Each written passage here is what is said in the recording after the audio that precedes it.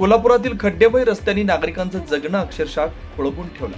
त्यात उपमुख्यमंत्री एकनाथ शिंदे यांच्या कार्यक्रमासाठी घाईत केलेलं डांबरीकरण काही तासात उखडून पडल्याची धक्कादायक घटना समोर आली। मार्केट यार्ड परिसरातील हा रस्ता शिंदे यांच्या दौऱ्यापूर्वी फक्त एक दिवस आधी डांबरीकरण करण्यात आला होता। मात्र दुसऱ्याच दिवशी रस्त्याचं डांबर निघून खड्डे उघडे पडल्यानं नागरिकांनी अरे काय चाललंय हे असा संतप्त सवाल केला।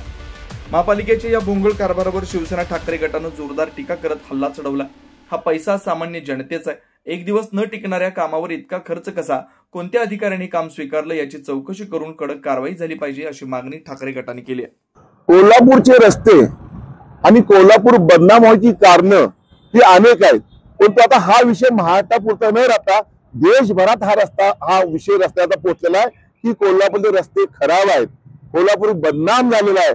कोल्हापूरकर अनेक आंदोलन करतायत, अनेक पक्ष रस्त्यावर उतरतायत। आम्ही तर अनेक वेळा आमच्या पक्षाच्या वतीनं तीव्र आंदोलन केले, अनेक वेळा निवेदन दिली, परंतु प्रशासक मुर्दार प्रशासन हे गप्प बसलेलं आहे। कारण ठेकेदार, लोकप्रतिनिधी आणि काही प्रशासनातील मंडळी याचं लागेबंद, भ्रष्ट लागेबंद असल्या कारणाने रस्ते आम्हाला चांगले मिळत नाही। 100 कोटी रस्ते करणार, 400 कोटी रस्ते करणार। आता जर बघायला कोल्हापुरात बघितलं तर कुठलाही रस्ता एक सुद्धा चांगला नाही। दुर्दैवाने एक सांगायला लागेल, उपमुख्यमंत्री साहेब एकनाथ शिंदे साहेब ज्या ठिकाणी कार्यक्रम येणार होते आदल्या दिवशी रस्ता केला आणि जवळजवळ मुंबईत पोहोचतोपर्यंत त्या रस्त्याची वाट लागलेली आहे। अशा पद्धतीने काम करणार असाल तर जनतेचा पैसा वाया जातोय, आमच्या खिशातला आमच्या टॅक्सचा पैसा वाया जातोय। प्रशासक मॅडम नुसते इशारे देऊ नका, तुम्ही कारवाई करा, या ठेकेदारावर कारवाई करा, ब्लॅकलिस्ट करा, गुन्हे दाखल करा।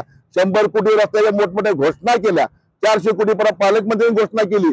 आज या निवडणुका तोंडावर असल्या नुसत्या घोषणा होतात आणि कोल्हापूरकर जे हाल जे चालत ते थांबत नाहीत। त्याला पूर्णपणे भ्रष्टाचाराची कीड लागलेली आहे, त्या किडीमुळे कोल्हापूरकरांचं मोठं नुकसान होलंय। तुम्ही पाहत आहात विस्टा न्यूज मराठी।